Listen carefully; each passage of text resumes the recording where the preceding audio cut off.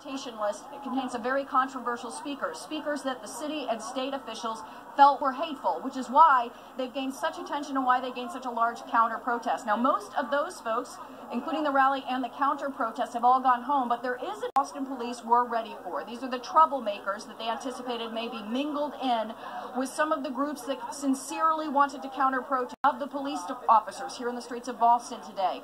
The Boston police say that they had rocks thrown at them, bodily fluids, as well as bottles. We actually witnessed an arrest just within the last hour or so, just about a block off of the Common.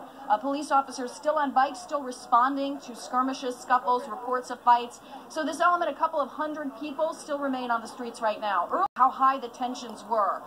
When people had opposing political views, and of course those that were right-leaning were far outnumbered by the counter-protesters, the counter-protesters tended to gather around those individuals. We have video of some of them at some points trying to leave or walk through the Common, being surrounded by those counter-protests. So you can see how high those tensions ran. We actually had to mute the audio on that video so that we couldn't hear some of the cursing involved today. A lot of cursing out there on the Boston Common today, a lot of impassioned feelings.